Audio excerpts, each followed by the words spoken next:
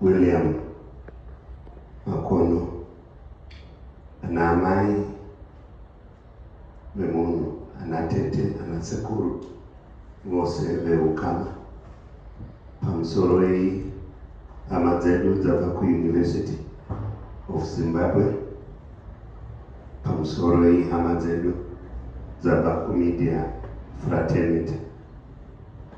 Ndakabatana namufundisi Tafadzwa wamanga muchitaura nawo, namufundisi Enoch namukoma Nyakuno vamuchazenge muchienda nawo. Takamirira nyara funeral services. Tinoti tino urombo zvikuru nekubva kumwanasikana Ruth Wava nekuda kwehosha yakanga anayo, asi pamboitwa all the effort yekuti upenyu hwake hudzoserwe mugwara, zvakaitika zvichatsanangurwa nasekuru. Hence pamberi pedu pazuva ranhasi pane interest yakanyanya yabva kumaZimbabweans ese kuti zvakambofamba sei. Saka tichazopuwa nhoroondo iri brief nasekuru kuti zvakafamba nemuti wakadai, so that kunge nyaya dzozoudzwa kuruzhinji rweZimbabwe neInternational world kuti zvakati zvakafamba sei, tinenge panenge pane an official version from the horse's mouth. Itsika yedu isiyo kana mutumbi wauya kuzotorwa pano, kana vanhu vauya vasina mufundisi wavo, ini Tafadzwa, Enoch, Nomene, Aneso, machaplains epano ndisu tinongoparidza.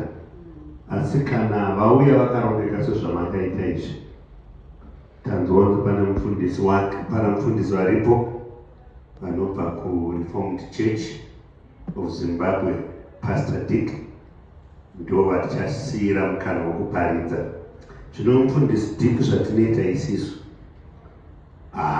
tinonyima zvikuru panguva nemhaka kuti unongo chingomuna ungotora mutumbi. Zvino apa tangotione noma kuti pamwe shoko riri ringangobatawo mujournalist mumwachete wokugaruchirwa Jesu. Ndichikupai kashi ndowadzopa 4 minutes but ndakupai 5 minutes kwanhasi chete ndiomberere maoko ndaitofeva nditika. Pakati pedu tine masupervisors vedu vakuru vari pano, part of the management. Tina mukoma Herbert namukoma Tichi veukama. Mukoma Tichi tsvikai padhuze. Mukoma Tichi namukoma Herbert ndovaenda. Why are they here? This funeral has attracted the interest of so many people. So even as part of the management, they want to know, they want to be sure that this program moves on flow, so that we do everything properly. So the healing and comfort to the family. Pastor Dick, we are moving. I know chaplain Enoch utanga utatsa nguva yake achiona kuti hamusikuova shutere tinotenda. Maita basa chaplain panhambo ndinombozama kufambirana nenguva zvamareva. Regai tikwazisane muzita raJesu. Amen. Ndichatorawo mukana wenguva pfupi kuti tigoverane shoko raMwari pamasikati ano anenge madekwana Mwari vachititungamirira. Regai ndirave shoko raMwari kubva kutsamba inonyorwa naPeter pana 1 Peter chapter 2 verse 11 tichazongopfuura na12 zvakadaro. Musoro shoko uripo 1 Peter chapter 2 verse 11 and 12. Musoro shoko uripo unotiwa mufambiro wavaKristu pakati pavaHedheni. Vadikanwa, ndinokumbira zvikuru kwamuri zvamuri vatorwa navaeni kuti muzvidzore pakuchiva kwenyama kunorwa nomweya. Mufambiro wenyu uve wakanaka pakati pavaHedheni, kuti pavanokupomerai vachiti munoita zvakaipa, varumbidze Mwari nezuva rokushanyira. Kana vachiona mabasa enyu akanaka, Mwari Aropafadze kuverengwa kweshoko rake masikati ano muzita raJesu. Amen. Pane mashoko mashoma andinongoda kushanda nawo kubva mundima yataverenga. Peter ari kutaura navakristu venguva yaanonyorera tsamba achivaudza kuti imi zvamuri vatorwa navayeni. Ndo mashoko andinoda kungoshanda nawo okuti tiri vatorwa nechii? Navayeni. Kana munhu ari mutorwa tinonyatsa kuziva mararamiro omutorwa munzvimbo yaari mutorwa. Kana munhu ari mweni tinonzwisisa pamusoro poupenyu hwemweni munzvimbo yaakashanya. Zvoreva kuti kana munhu ari mutorwa ari mweni, nzvimbo yaari yaakauya haisiri yake. Anorarama muupenyu ari munzvimbo iyoyo but achiziva kuti panofanirwa kudzokerwa kwandakabva. Saka panguva yaakashanya anofanira kuita zvaakashanyira. Ndava nokuti nguva yokushanya ine period yayo yakunoti uyu mweni. Zvoreva kuti kana nguva yekuva mweni yapera munhu anofanirwa kudzokera.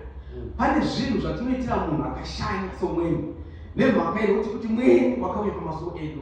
Muchaona kuti munhu kana akashanya chero nezvekudya zvepamba ipapo zvinotombochinja nokuti pakati pedu pane mweni. Kana taingodya nomuriwo tinomboita nenyama nokuti pane mweni. Kana taigara tichirwa nokupopotedzana zvinhu izvozvo zvinotombomira tomboita sekuti tinodanana tinogarisana zvakanaka nemhaka yekuti pakati pedu pane mweni. But mweni iyeye anoramba aripo hweni hune period yaunofanira kuita uchipera. Kuti pane nguva munhu yaanofanira kuchiita achirangara kuti tine kwatakabva todzokera kwedu. Saka mumazuva akashanya kana wakashanya uina mashoko anofanira kuzotura unofanira kuatura muperiod yawakashanya. Kana uine basa raunofanira kuita unofanira kuriita panguva yawakashanya. Vakaenda kuna naJohn vanozviziva kuti iko kuvatorwa pane zvinhu zvausingagoni kuita, pane zvinhu zvaunogona kuita. Chinokulimita inyaya yekuti uri mutorwa. Unozongova nefreedom wadzokera kwenyu kuZimbabwe. Saka pano Peter ari kuti kuvanhu vari pakunyorera vaKristu vari kurarama mumatambudziko enguva yavo oti muri vatorwa navayeni. Kureva kuti vanhu ava vanofanira kunzwisisa kuti munguva yavakashanya panyika vachirwadzwa namatambudziko epanyika nemiedzo yapanyika nezvikoshero zvapanyika, ngavangonzwisisa kuti zviripo hazvo but hatirambi tiri pano nokuti takashanya tichadzokera. Saka izvozvo zvinofanira kuvasimbisa munguva yekurwadziwa kwavo nekuti vakashanya vanodzokera. Saka zvoreva kuti nyange nesuwo vadikaro takagara kudai pano hapasi popamba pedu, pano hapasi popamba nzvimbo pedu. Takashanya kune kwatakabva, zvatakashanya kune kwatofanira kudzokera. But nyaya yekuti pamazuva amakashanya muri kurarama sei, pamazuva muri mweni muri kuita sei. Panguva yatakashanya vanhu vanorarama sezvinonzi vakasvika panzvimbo yavo. Vanhu vanorarama sekunonzi vari kwavo vachikanganwa kuti tiri vayeni panyika ino. Saka Ruth uyu anga ari mweni anga akashanya panyika yanhasi. Ruth anga ari mweni anga akashanya pakati pedu. Saka zvaanga akashanya wakashandisa mukana wemazuva anga akashanda kuita zvaifanira kuita. Wakagona kutiziva kuti hama neshamwari, takagona kushumira naye kuReformed Church in Zimbabwe, takagona kuva naye muzvinhu zvakawanda.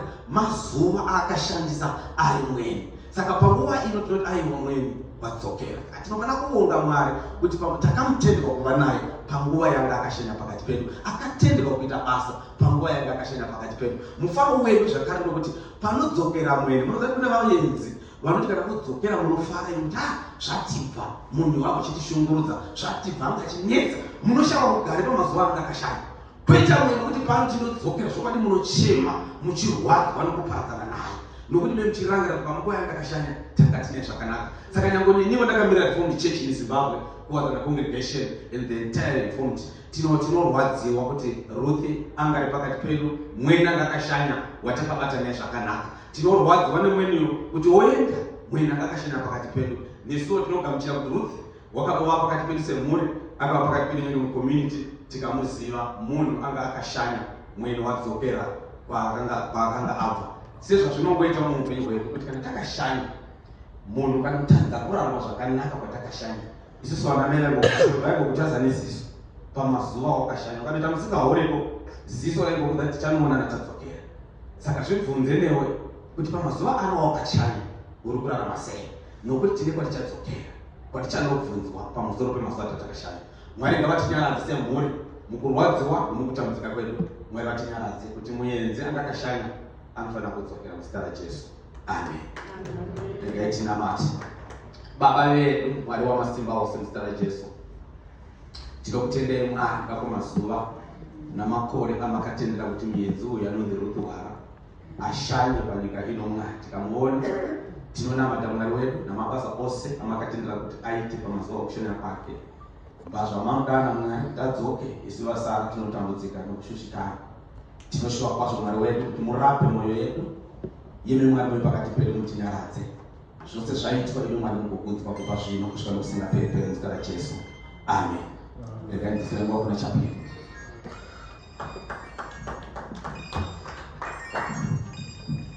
Vaitavo Reverend nokushumira kwakanaka kwavaita kwatiri. Mwari wamasimba ose ave nemi munhu waMwari nokushumira kwamaita. Also with my journalist akawanda pano would want to have a proper picture kuti varege kuzonda muna kuatenda funeral yake. Apa ndio picture yake iri official iri pamberi. Takamirira kuti sekuru vauye vazoti official vese but then kudire mkomajo vauye kuno vazoti bata maoko uyai mukanya bate hama dzedu maoko. Tinotenda Kenya pamusoro mhuri yese namanisha Mwari. Ini zita ndinonzi Joseph Nyakumu. Ndakamira vanyaradzi ndinoda tine urombo nekusiya wakataitwa nasisi Ruth. Tichange tine tose kubva panguva ino kusvika tazuva chengeta. Tinotenda.